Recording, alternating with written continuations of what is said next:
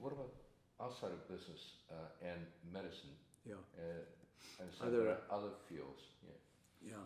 Well, a colleague of mine trained the Chicago Bulls in mindfulness in the days of Michael Jordan and Scottie Pippen. So this is the National Basketball Association, trained them in their championship years. So, you know, if Michael Jordan can practice mindfulness, that is very inspiring for a whole range of inner city kids who love basketball and who love that. And then this is all because of Phil Jackson, was the coach of the Chicago Bulls. Then he moved to the Los Angeles Lakers, and, you know, Kobe Bryant was on his team, and they practiced mindfulness. And now he's now in the, you know, sort of back office at the New York Knicks and running that organization and bringing George Mumford, my colleague, into train the Knicks in this kind of thing. So you've got sports. I trained the U.S. Olympic rowing team, men's rowing team in mindfulness back in 1984. And they did very well. There are all sorts of different domains. It's moving into the law, mindfulness and the legal profession. And you can find judges. I trained a group of judges in mindfulness quite some time ago. There's an issue of the Harvard Negotiation Law Review that's devoted to mindfulness back in, I think, 2002 or 2004. There now, mindfulness in the law, there's like a whole bunch of law professors who are bringing it into law schools and into their law firms. So again, it's like following on medicine, but 30 years after it, you know, moved into medicine, now it's moving into the law. Perhaps the biggest and most important way in which mindfulness is moving into society is primary and secondary education, into schools. And there, just 2 weeks ago in Boston, I was part of a very big meeting that was conducted by the Mind and Life Institute called the International Symposium for Contemplative Studies. And there, my colleagues from Harvard University and the University of Utah and I presented a 20-year follow-up study of a teacher that I knew in Utah who brought mindfulness into her classroom after she herself had taken an MBSR program. And now these kids who were 9 and 10 years old, now they're 29 and 30 years old, having babies, getting jobs, and so forth. And we're studying them and comparing them to other kids in the school who had different teachers and didn't get exposed to mindfulness. And we're finding very big differences between the kids who got trained in mindfulness and the kids who didn't. There are many school systems that are bringing mindfulness in for their teachers and for their students. This is, again, like a remarkable phenomenon. And of course, teachers are desperate because many of the kids nowadays in the American school system, they come to school and they are so stressed, they're not ready to learn.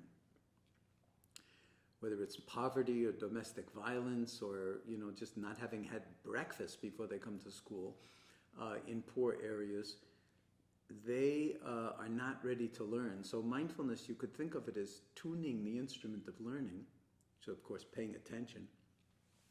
Tuning the instrument of learning before you try to teach kids any kind of content. And so there's a lot of research being done on that, in that, you know, area. Mindfulness is also making its way into the universities and college courses and university courses in all sorts of different disciplines. So, again, it's spreading almost like wildfire in many different domains of American society. Mindfulness has also been introduced into the field of criminal justice, and in particular, prison inmates and staff. We spent 4 years doing a study with the state prisons in Massachusetts, the Department of Corrections, as it's called. So we trained over 1,000 inmates in mindfulness over the course of 4 years. and found reductions in all sorts of behaviors, including hostility. Prison is one of the most hostile places on earth, and people learning how to be more equanimous in the face of just incredible hostility. It's also one of the noisiest places on earth. It's very, very stressful to be in prison, and yet people are finding it really beneficial and learning how to meditate in prison and turning the prison in some sense into a monastery. And since mindfulness is really ultimately all about freedom, and of course when you're locked up inside a prison, you don't have any freedom, but you still have freedom of heart. You still have freedom of mind. So a lot of the inmates that I worked with and that my colleagues worked with during those 4 years, it was really touching to see how they were affected by the training in mindfulness. Also, many of these people have had horribly stressful lives. Trauma is a part, early childhood trauma is, just rampant in the prison population. So it's almost as if they are primed to be failures in society. And they've never had a good learning experience of any kind in school or anything like that. And then they come and they have this mindfulness program where it's often the first good learning experience that they've ever had in their life. And what are they learning about? Themselves for the first time. And to me, it feels like giving food to starving people. It was that profound. And I felt safer being in prison teaching with, people who were there for all sorts of reasons, than I felt like walking to my car on the outside of the prison walls, or in the city at night or something like that. So yes, it's moving into criminal justice as well, not fast enough, not broadly. It's also moving into police work. I know police officers who are training in mindfulness, and they're training the whole police force in mindfulness. And when you read the newspaper about what's going on in the United States in terms of the police and inner city, communities and so forth, they need a lot of training in mindfulness and in sensitivity to other people, and in how easy it is to come off as racist, for instance, if you have, all the different racial kind of elements of,